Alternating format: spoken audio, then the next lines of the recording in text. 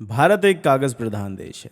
इसमें बसने वाले कागज के शहरों की हालत गीले कागज के जैसी हो जाती है जब सरकार उनसे कागज मांग लेती है। टीवीएफ की इस फ्राइडे रिलीज हुई वेब सीरीज गुल्लक सीजन 4 का ये डायलॉग भारत के मिडिल क्लास की कहानी बयान करता है। नौकरी करके घिस चुका बाप, कॉर्पोरेट नौकरी में स्ट्रगल करता हुआ बड़ा भाई, पढ़ाई की जगह प्यार में पड़ा हुआ छोटा बेटा और उन सब में उलझी हुई माँ। ये है गुल्लक। इस सब के बीच ये परिवार रोज हंसना नहीं भूलता।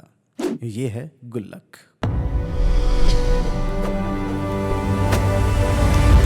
जय श्री राम दोस्तों।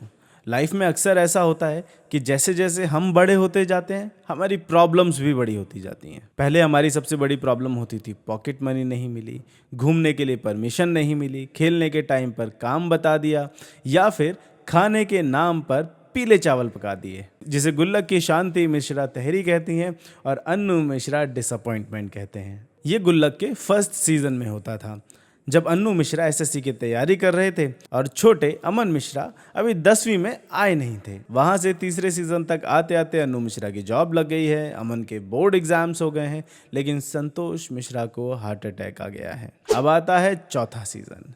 बच्चे भी बड़े हो रहे हैं और प्रॉब्लम्स भी। और इस सीजन के पहले एपिसोड में ही उन्हें देश की सबसे बड़ी समस्या से भिड़ना पड़ता है, सरकारी दफ्तर। मिश्रा परिवार के पास नगर निगम का एक नोटिस आता है कि उनके घर का एक हिस्सा अवैध है। लेकिन हिंदी में एक कहावत है, it's not the weight that breaks your back, it's how you pick it. मतलब आपकी कमर कभी वजन से नहीं टूटती, बल्कि आप वजन किस तरह से उठाते हैं उससे टूटती है। ऐसे ही मिश्रा परिवार सभी तरह की बाधाओं से वैसे ही हंसते हंसते पार पा लेता है जैसे सीजन 1 में एसएससी में फेल होने के सदमे से पा जाता है। इस शो की स्पेशलिटी यह है कि 80% टाइम इन 4 पात्रों पर ही केंद्रित रहता है और बाकी के किरदार बस स्पेशल अपीयरेंस की तरह आते जाते रहते हैं। ये टीवीएफ की हिट सीरीज पंचायत से थोड़ा अलग फॉर्मेट है क्योंकि वहाँ नए नए किरदार आकर सेंटर स्टेज लेते हैं। यहाँ चारों कमाल के एक्टर्स हैं। अन्नू मिश्रा के रूप में वैभव राजगुप्ता देखने में भी अच्छा है और एक्टिंग भी अच्छी करता है। पिता संतोष मिश्रा बने जमील खान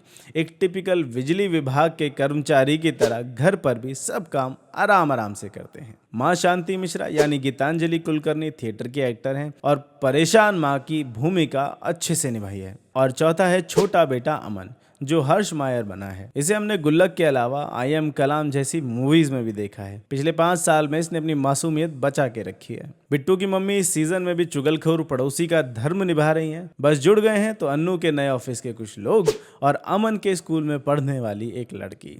इस सीजन में सेंटर ऑफ अट्रैक्शन है अमन और उसकी बढ़ती उम्र। अब लड़का जवान हो रहा है, बड़ी क्लास में आ गया है, लड़कियों के साथ घूमना चाहता है, लेकिन एक मिडिल क्लास लड़के को ये सब करने में कितनी मुसीबतें झेलनी पड़ती हैं आप तो जानते ही हैं। अमन के साथ उसके परिवार की ये नोकझोंक कहीं ना कहीं आपको अपने स्कूल कॉलेजेस के दिन ज़रूर याद दिला देगी। अब एक 15-16 साल का लड़का बाथरूम में ज़्यादा समय क्यों बिताता है, ये एक मिडिल क्लास घर में चिंता का विषय तो होगा ही। वो पॉकेट मनी ज़्यादा क्यों मांग रहा है, स्कूल में किस लड़की के साथ घूम रहा है, इस पर नज़र तो रखनी पड़ती है, लेकिन ज़्यादा सख्ती करोगे तो लड़का हाथ से निकल जाएगा। और मिश्रा परिवार में भी कुछ ऐसा ही होता है।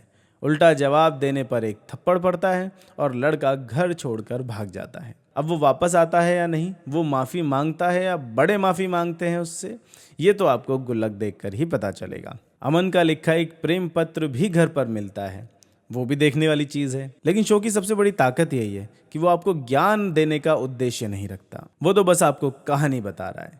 इसलिए कभी स्कूल की बुक्स की तरह बोझिल नहीं होता, हमेशा खुशी भरा रहता है। यहाँ आप एंजॉय करते हैं कि एक मिडिल क्लास परिवार अपनी परेशानियों और अपने सपनों के बीच में कैसे जीवन का आनंद मनाता है। वैसे आपको बता दें कि अन्नू मिश्रा की जॉब लग गई है तो अब उसका स्कूल का नाम भी हमें पता चलता है, जो है आनंद। ये अपनी नौकरी के संघर्षों से परेशान भी है, फिर भी मिडिल क्लास बड़े बेटे की तरह अपने माँ बाप के लिए अपने ऑफिस से गोवा वैकेशंस की टिकट निकलवा कर देता है। एक एपिसोड माँ पर डेडिकेटेड है जब उनकी सोने की चेन चोर छीन कर ले जाता है और वो पुलिस स्टेशन में उसकी रिपोर्ट लिखवाने जाती है। और देखने वाली बात तो ये है कि बड़े भाई की नौकरी के बाद जब अमन को भी अपने लिए घर में इज्जत चाहिए और थोड़ी सी आवारागर्दी करने की छूट, तो मिश्रा परिवार से उसे कितनी आज़ादी मिलती है और कितनी सज़ा? माँ बाप के संस्कार ज़्यादा ज़रूरी हैं या अमन का आत्मसम्मान और आज़ादी? ये केवल मिश्रा परिवार की ही नहीं, हर उस परिवार की दुविधा है जिनके बच्चे बड़े हो रहे हैं। वो मिडिल क्लास परिवार जिसके बच्चे अमीर बच्चों के साथ उठ बैठ रहे हैं। आपके यहाँ भी ऐसा कभी हुआ है?